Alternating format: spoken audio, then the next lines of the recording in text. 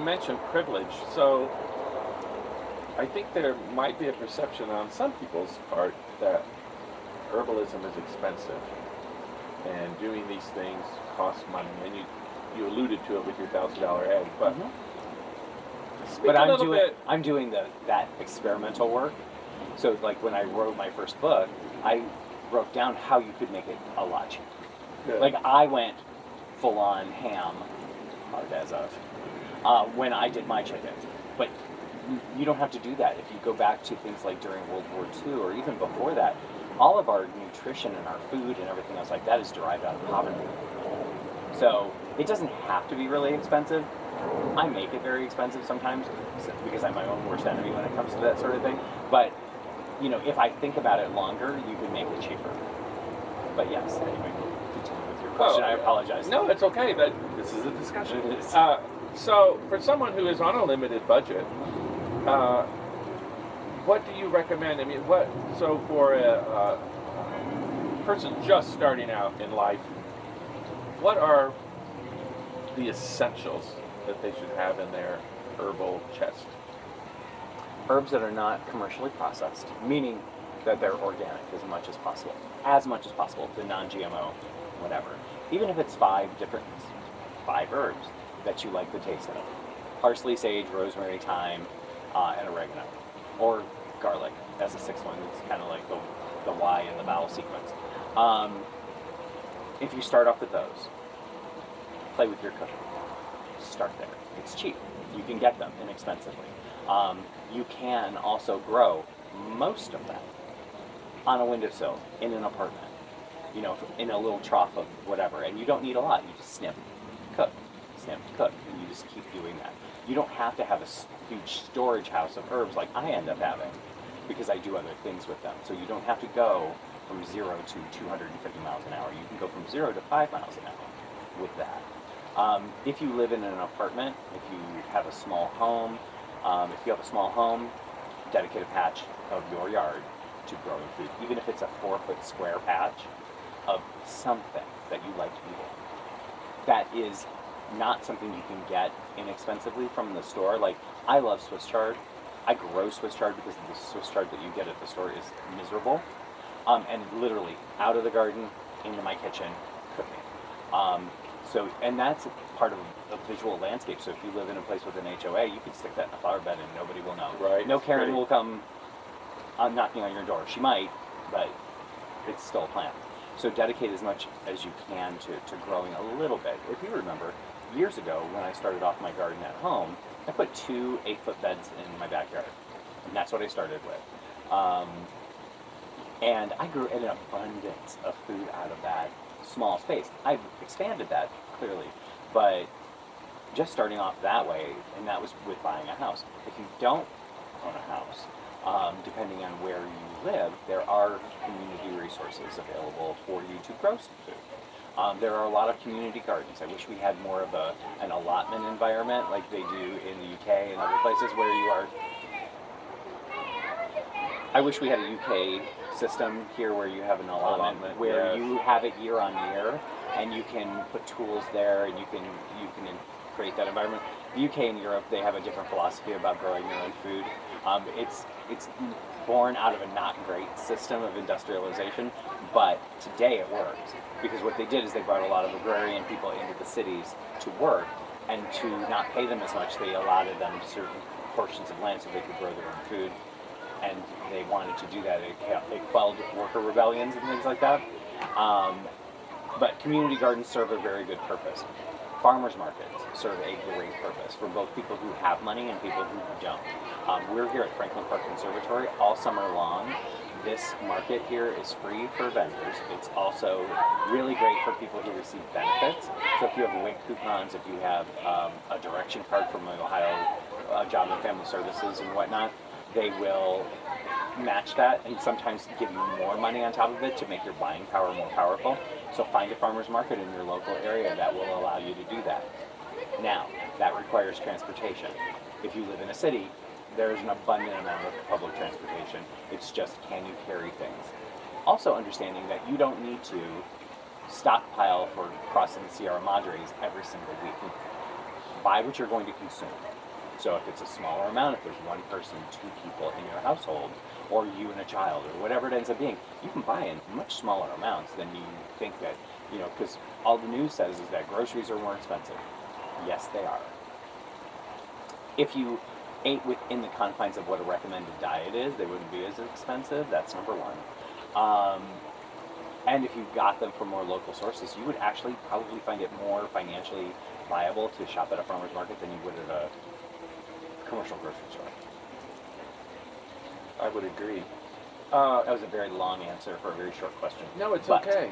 It describes a philosophy of a lot of the naysayers that I get of natural living. They're like, oh, it's expensive. Oh, it's this. You're privileged. And it's very easy to want to discount that because you don't want to make a different choice. If you want to make a different choice, there's an infinite number of opportunities to do so. I think that's true about so many things. It is.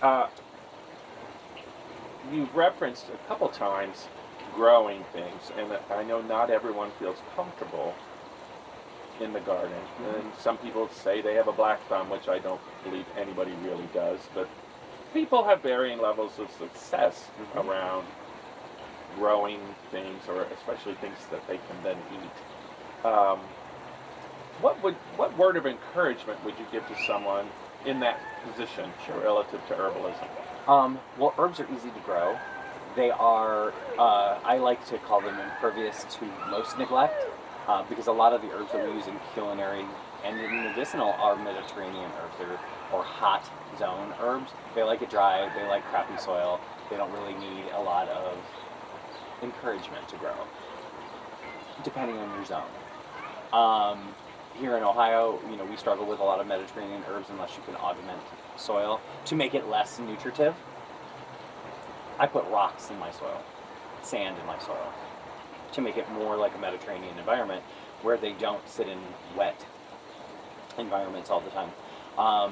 But herbs are easy. Throw them in a pot, water them once a week, or stick your finger in, go, am I dry? Okay, put water in. That's easy.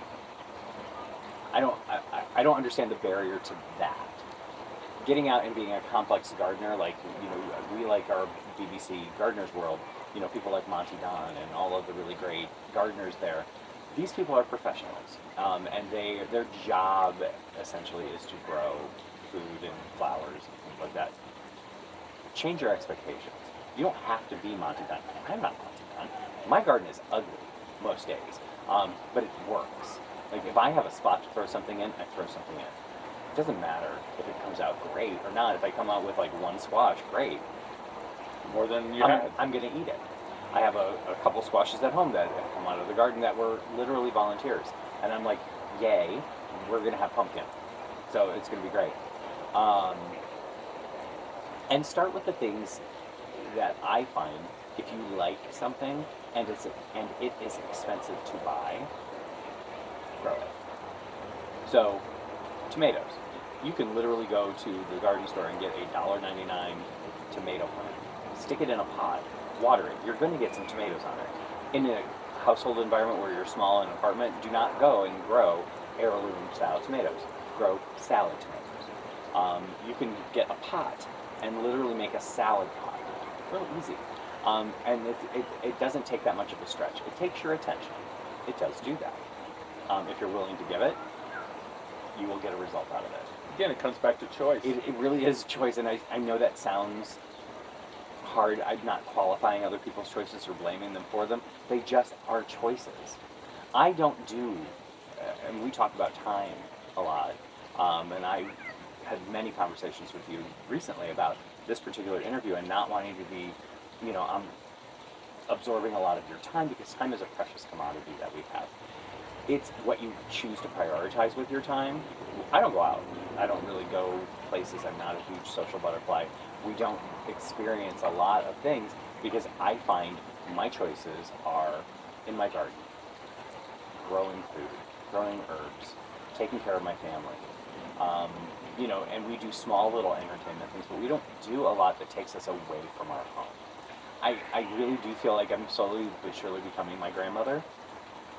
Because that's what they did. Their environment was an environment of production rather than consumerism. My grandmother made some of our clothes. She made our food. She made some of our medicine. And by doing that, she spent more time at home. She still worked during the war and afterwards, up until the fact that she retired. But she instilled in both my brother and I a work ethic, but also you don't have to go on these grand vacations. I have a life, and I said this to myself, in fact, this morning. I have a life that I don't have to have a vacation from. I understand that. I don't mind going to like a place during the day. I told Will yesterday that, we went to the Renaissance Festival. I'm like, that's enjoyable for me. Sometime in the summer, I would like to go to like Deer Creek or a lake or something like that and enjoy the water, because I grew up on a lake. That's enjoyable for me. I enjoy skiing. So, but I don't have to go to Aspen.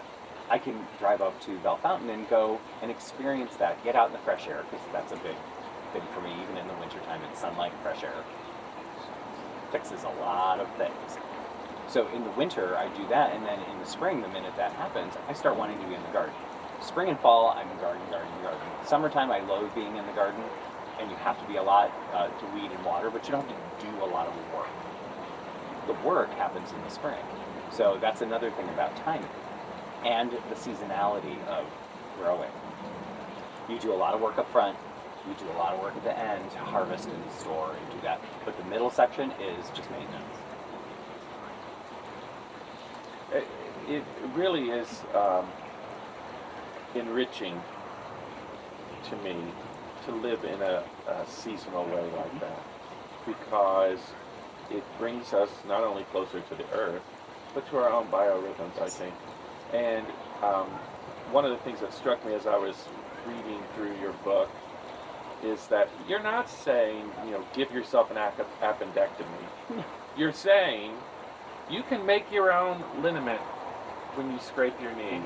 You don't have to use a harsh chemical or a dangerous chemical to have the same effect.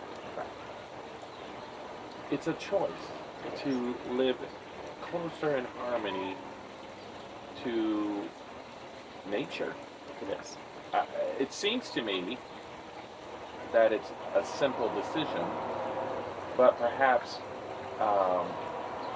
one that requires some guidance and education to accomplish. Could you tell me a little bit more about ways that people can teach themselves? Read. Okay, interview over. Interview over. I am married to a man who is not a reader, and it is infuriating to me, because I am on the opposite end of the scale. I probably read 2 to 3 books a week, and sometimes all at the same time, because I love to read. I love the idea of ideas. I always say I'm an infinitely curious person. So read a lot. And although the internet and social media and everything else like that they can be cesspools of filth. Not like porn, because that's fun. But it can be a lot of misinformation. It can be a lot of contrary things. But if you have a curious mind, you can be inspired by something. And try it. I went through a phase last year of I was going to try different recipes from TikTok, and I did. Some of them were great. I made them more natural, obviously, because I'm not going to use commercial mixes and things like that, but I was like, let's try this. Some of them were very successful, and I was like, yum. Some of them were less successful, but it was curiosity, and I don't find that that's engaging in that curiosity is a waste of time. I think that is a much better way to spend your time than sitting in front of a video console and playing a game. So you mentioned that some sources are better than others. How does one tell that a source is credible? Peer-reviewed, important. If you're going into the medical environment, let's put it that way. Medical advice should be peer-reviewed. Medical journals, things that have been set against the rigor of testing. That's number one. If multiple sources say something, it's closer to the truth. It's not always the truth, because with AI and the way that generative AI, you can create a website that's nearly a copy of somebody else's, and it just can proliferate. But if multiple sources are saying X might be good for something, that's a place where an idea can come. Don't just glop onto it and just do it. Start with that idea. But I do want to go back to the seasonality of stuff when you said an appendectomy. No, you can't always prevent needing an appendectomy or a gallbladder removal or everything else. But if you were eating differently and consuming different herbs throughout your life, and this also means starting your children off right and doing that and setting them up for a lifetime of health, a lot of the modern diseases and problems would be avoided. Well, so health is something that you start with most of the time, and we lose. And then we're always constantly trying to get it back, which is the more difficult part. Maintaining good health, I find, is easier. And so, I'm not going to be going into general surgery and anesthetizing myself and taking out my gallbladder. Yarrow in your wound. Yeah, and scrubbing it with yarrow. But if I'm going to eat a certain way and consume certain herbs and consume all of these different things and do that so that I don't have a problem later, then I don't need to prep for surgery. Well, it's clear that from statistics and things I personally have been preaching professionally for years, that prevention is key to maintaining health. It just is. But we want to meet people where they are too. So coming from a background in the medical field, I've seen people at different stages of their life, and you have to meet them where they are. So you can't qualify somebody's choices if they've made poor choices dietarily or lifestyle-wise or whatever. They just are where they are. If you can get somebody earlier and prevent them from doing some of those things to themselves, that's great. If you can't, you have to meet somebody where they are. And so even with herbalism, there's a way to start walking that stuff back. Stop doing the really crappy things to your body if you can. And then start making the small changes that are going to restore your health. And then, again, with Will, he didn't eat very well before he met me. So a lot of his problems and disease issues came from pre-me. So not that we are 100% great at this particular point, meaning with our diets and everything, so we indulge, we do whatever when we want to. But I got him at a point where now he is on equal playing fields with a lot of other people who are healthier. So now the bad choices, if you make them once in a while, aren't as bad to you as if you're making them all the time. Moderation is key in so many different ways. Moderation, and sometimes just be like, no. It's okay to say no to something. I believe that's temperance. Temperance, yes. I learned something when I was reading your book. I grow elderberries. Yes. And you have a beautiful elderberry bush in your backyard. Well, it was beautiful at one time. It's okay. Okay. The drought did a lot. Nothing is pretty right now, but I grow elderberries, and for years, when they're fruiting, I have reached up and grabbed a handful and just shoved them in my mouth and ate them up. And I read in your book that that's not always wise to do. It is not always wise. There's certain compounds in elderberries and a few other things that can cause digestive distress, or in fact can be toxic to your system in large amounts. Now, hopefully you didn't experience too much distress when you were shoveling elderberries. Not enough to stop doing it. But it can cause distress. So, but that being said, there's a way to treat those berries in order to make them beneficial to you, and also to remove the distressing bits, which is cooking or freezing. So that led me to the thought that really, regardless of how in-depth one wants to go, it's important to be educated prior to making changes. And even if the conversation is difficult, it's probably worth having with one's doctor to at least be honest about one's preferences and things.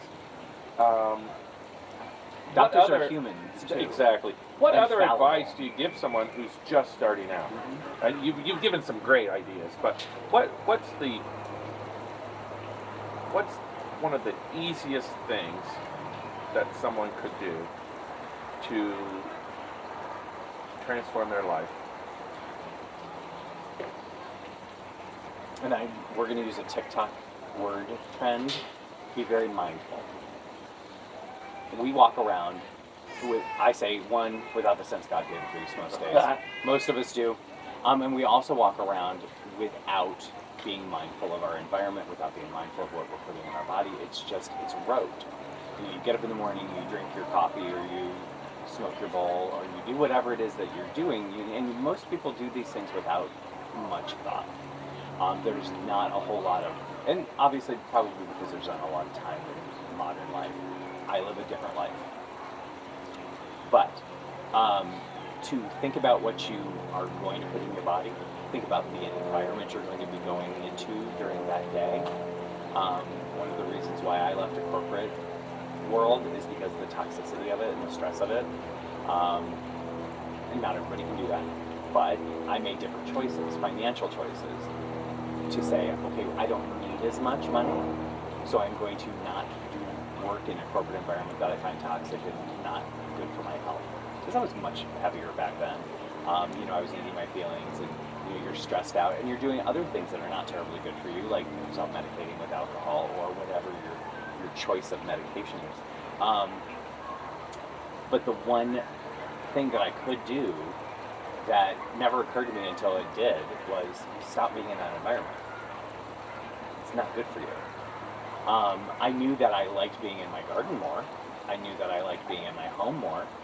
Could I financially finagle it to where I didn't need as much? Yes. There's a wonderful book, and I'll reference it here. It's called Your Money or Your Life. Oh, yes. I think you've read it. Dominguez, I believe, is one of the authors. It's Joan Dominguez, and I can't remember her name. I can't either. But anyway, put it up on the screen. It's Vicky something. Her name is Vicky. I will put it up on the screen. But it is one of those things where, as a modern human, the minute you ask yourself the questions that are asked in that book is the minute you go, what?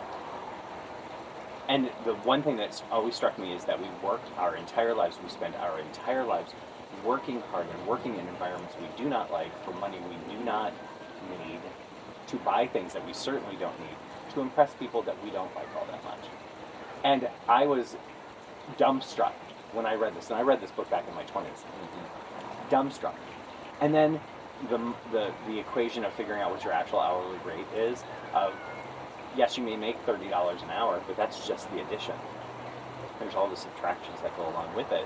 And once you subtract everything and get your hourly rate, if you will, for an hour of your finite life, your life is finite. That is what the world is willing to pay you for an hour of your life.